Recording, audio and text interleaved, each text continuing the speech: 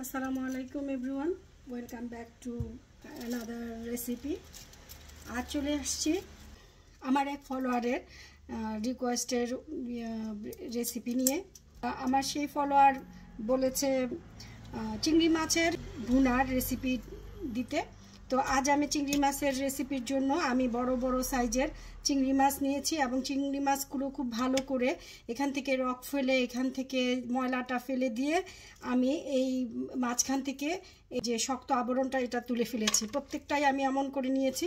তো আমি এখানে প্রায় হাফ কেজি চিংড়ি মাছ নিয়েছি আমি ভুনা করার জন্য। এখন আমি চলে যাব। চুলায় আমি কড়াই বসে দিয়েছি। কড়াই গরম হলে আমি এখন তেল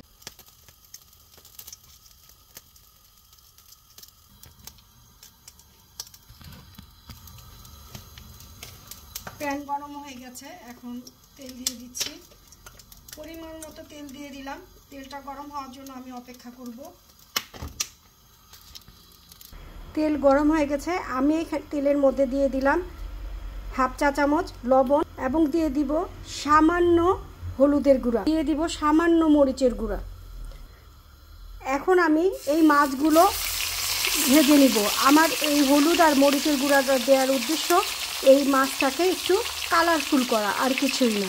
এবার আমি এগুলোকে খুব ভালোভাবে নেড়ে চেড়ে ভেজে নিব, কারণ মাছের যে একটা কাঁচা গন্ধ সেই গন্ধটা দূর হওয়ার জন্য আমি এই মাছ ভেজে নিব। ভেজে নিলে মাছটা খুব আস্তে আস্তে থাকবে, ভাঙার সম্ভাবনা থাকবে না, আর দেখতেও খুব ভালো লাগবে, খেতেও খুব মজা লাগবে। মাছগুলোকে আমি এভাবে খুব ভালো করে নেড়ে চেড়ে ভেজে নিব।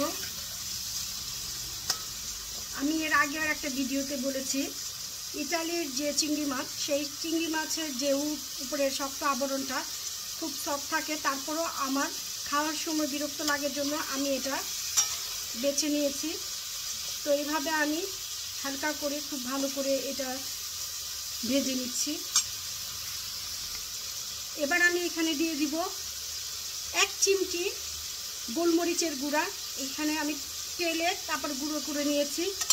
আর চিংড়ি মাছে একটু গোলমরিচের গুঁড়াটা দিলে এটা ফ্লেভারটা এবং স্বাদটা একটু অন্যরকম লাগে, ভালো লাগে। তো আমি এখানে দিয়ে দিলাম। আর এখানে দিয়ে দিব থেতলে নেওয়া রসুন। রসুনের ফ্লেভারটাও চিংড়ি মাছের মধ্যে যাবে। তো এভাবে আমি আস্তে আস্তে করে এটা ভাজতে থাকবো। চিংড়ি মাছগুলো ভাজা হয়ে গেছে। এবার আমি চিংড়ি মাছগুলো তুলে নিব। যেহেতু চিংড়ি মাছের ভুনা বা দো পেঁয়াজও করব, তাই আমি এটা আর বেশি ভাজবো না, যথেষ্ট ভাজা হয়ে গেছে। এবার আমি চিংড়ি মাছগুলো তুলে নিচ্ছি। চিংড়ি মাছগুলো আমার তোলা হয়ে গেছে। এখন আমি এই তেলেই পেঁয়াজ দিয়ে দিব। দিয়ে দিলাম পেঁয়াজগুলোকে এখন লাল লাল করে আমি ভাজবো। বেরেস্তা করব না, মানে বাদামি করে নিব। পেঁয়াজ আমার বাদামি রং হয়ে গেছে। এবার আমি মশলা দিয়ে দিব। চুলাটা কমিয়ে আমি আস্তে আস্তে একটু পানি দিব।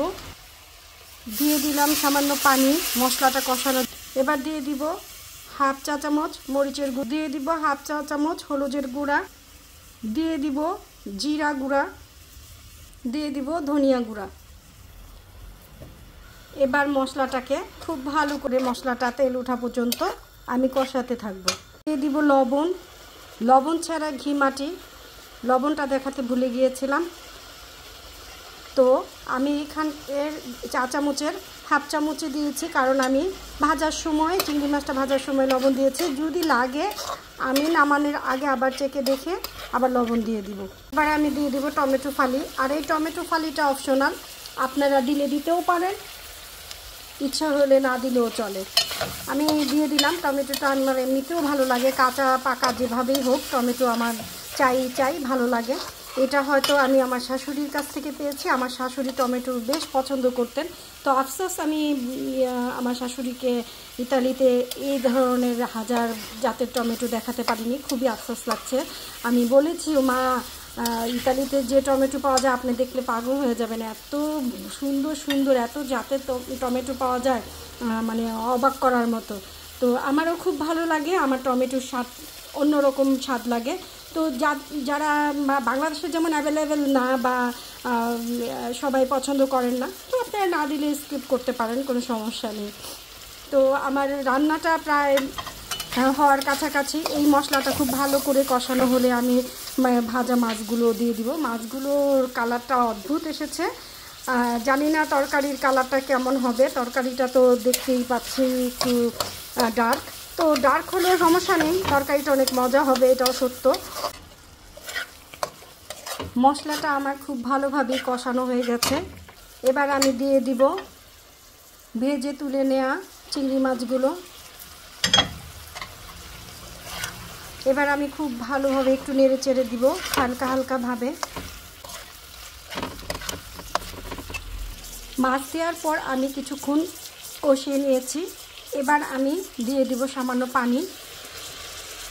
পানিটা দিয়ে মাছটা ভিতরে যাতে মশলাটা খুব ভালোভাবে যায়, আর সেই জন্যই পানিটা দেওয়া। আমি পানিটা দিয়ে একটু ঢেকে দিব মাছের ভিতরে যাতে মশলা খুব ভালোভাবে যায়। এবার আমি ঢেকে দিব। ঢেকে দিয়ে আমি চুলার আঁচটা একটু বাড়িয়ে আমি 5 মিনিট পর আবার ফিরে আসব এবং আস্তে আস্তে ধীরে ধীরে আমি নেড়ে নেড়ে এই মাছটা রান্না করব, একদম ভুনা করব। খুব বেশি নাড়াচাড়া করব না, একটু পরপর এসে দেখলেই নেড়ে দেখলেই হয়ে যাবে। ফিরে আসলাম।